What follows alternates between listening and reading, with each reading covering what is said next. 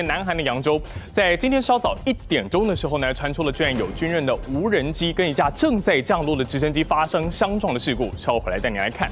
另外来看也门叛军青年运动，他们的8枚飞弹也是一样，也出动了无人机，是反攻了美军部署在红海的核动力航母杜鲁门号航舰打击群。哇，这是要打仗了吗？另外来看，聊到了美国，川普的联邦政府瘦身计划出现了最新的受害者。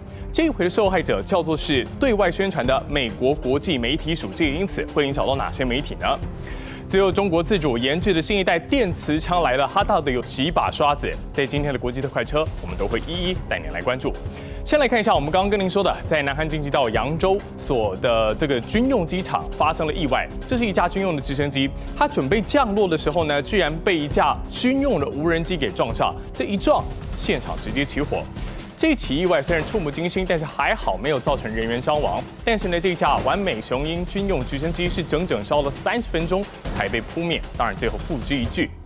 南韩的军方表示说，这肇事的无人机长度是15公尺。目前初步已经排除了恐怖攻击或者是敌军攻击的可能性，但是这到底为什么会发生，还需要进一步厘清。同样跟军事有关，这川普呢从今年1月上任以来，在15号的时候呢，首次针对了也门叛军青年运动发动了大规模的空袭。为什么要空袭呢？最主要的原因是因为刚刚提到这个青年运动组织，他们常年攻击在红海的船只，结果没有想到呢，这个青年运动被打了之后不甘示弱，强调他们后续会以18枚飞弹还有无人机要继续反攻美军部署在红海的核动力航母。美国总统川普对也门武装组织青年运动发动大规模夜间空袭，造成上百人伤亡后，对手火速展开报复。كان العدو الأمريكي يعد عدوانا سافرا على بلدنا خلال الساعات الماضية بأكثر من 47 غارة جوية。声称已攻击美军位于红海的航舰打击群，但美方回应根本徒劳无功。The rebel group claims to have launched 18 missiles and drones at the USS Harry Truman in the northern Red Sea. Two U.S. officials telling CNN there were no injuries or damage to the American aircraft carrier. 青年组织没在怕，还上传这段威吓影片。合成画面显示，大批包覆着美国星条旗的棺木在海上漂流，后方则是被炸到起火的美国航母，挑衅意味十足，让美军葬身红海的合成图早在今年初就出现过，现在直接升级成影片。من الذي يشكل تهديدا على الملاحة البحرية وعلى حركة السفن؟ هو الأمريكي。青年运动回呛，美国才是阻挠航运的始作俑者。美国国安顾问则强调，这波攻击不光解决也门武装势力这么简单。One, going after the Houthi leadership, and two, holding Iran responsible. It is Iran that has repeatedly funded, resourced, trained. 有反对以色列及美国的亲伊朗团体扶植，青年运动10多年来控制也门多数地区。加萨战争期间，针对红海及亚丁湾经过也门的船只，发动数十次无人机和飞弹攻击，使得这条承载世界航运量12%左右的重要航线瘫痪。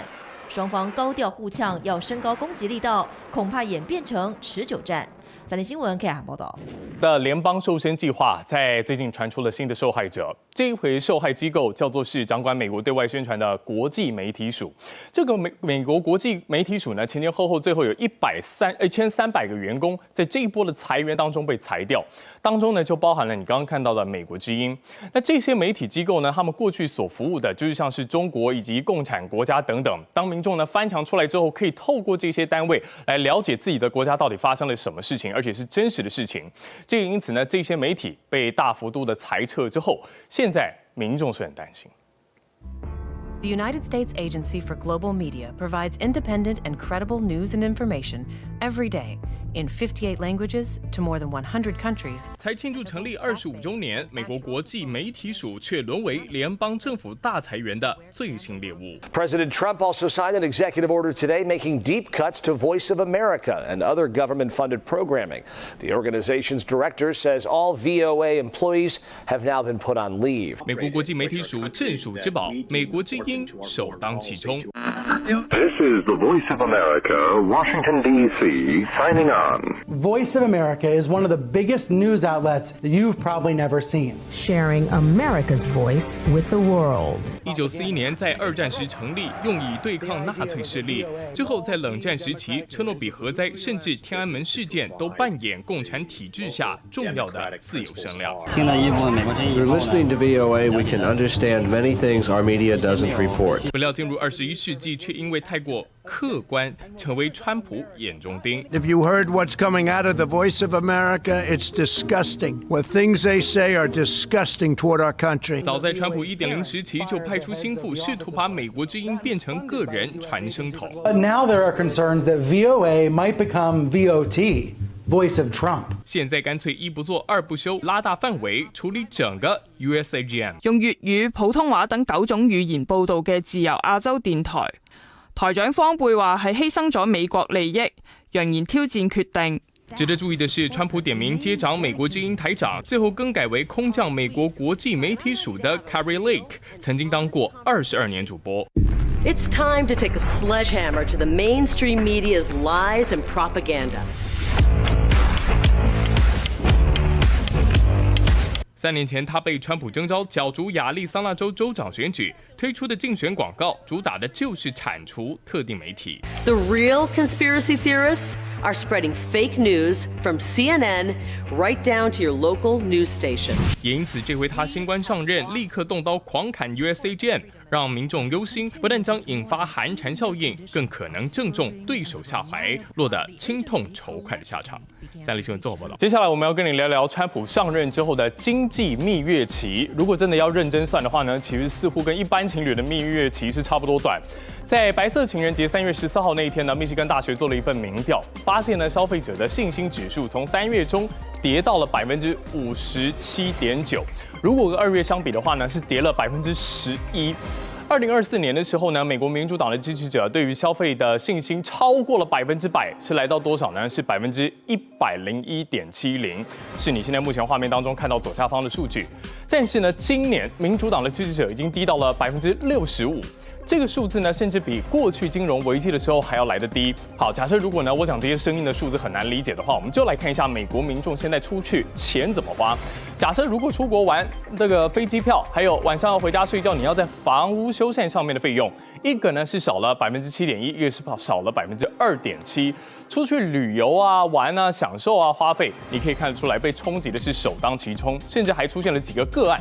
比方说呢，耶诞节也有男朋友 没有寄卡片，为什么呢？因为邮票太贵，连在家里面呢吃牛排都觉得好贵。但是这不寄耶诞卡，就是因为邮票太贵，是不是只是忘了？这找借口我们不得而知啦。不过呢，我们已经没花钱在吃喝玩乐上面了，却还是看到我们总统川普一天到晚在抛议题，在抛哪些议题呢？包括了贸易战、撤销 DEI 措施。这 DEI 是什么呢？讲简单一点，就是把一些政治正确、多元共荣的概念给撤销，然后呢去打非法移民，还有效率部呢去接管民众个资。川普这些很 drama 的策略，现在呢很多美国人开始陷入到了所谓的川普焦虑。 所以呢，上任到现在，针对经济议题上面，我们来看民众的反应到底是什么。你一样看到现在目前在图表上面，您左方的这个数字，经济议题现在民众的满意度只有44%。另外，针对俄乌战争的处理，满意的民众也只有42%。但是呢，你仔细看，不满意度都高达了5%，更不用提敌对民主党。 现在呢，有心理学的教授就说了，这民主党的支持者很绝望，未来大家甚至可能会得心病，因为呢没有办法控制未来，所以大家压力很大。怎么办呢？说穿了，还是只能看川普这场关税战打下去，是不是真如他所想，能够让美国再次伟大。 不过呢，让美国再次伟大，或许真的是必须，因为中国解放军最近的动作可谓是越来越多。他们最近呢又声称自主研发了新一代的电磁枪，而且呢还号称说每分钟可以发射1到2000发，而且没有噪音、没有火光、没有弹壳。假设如果真的在战场上面使用，这自然会威胁到台海安全。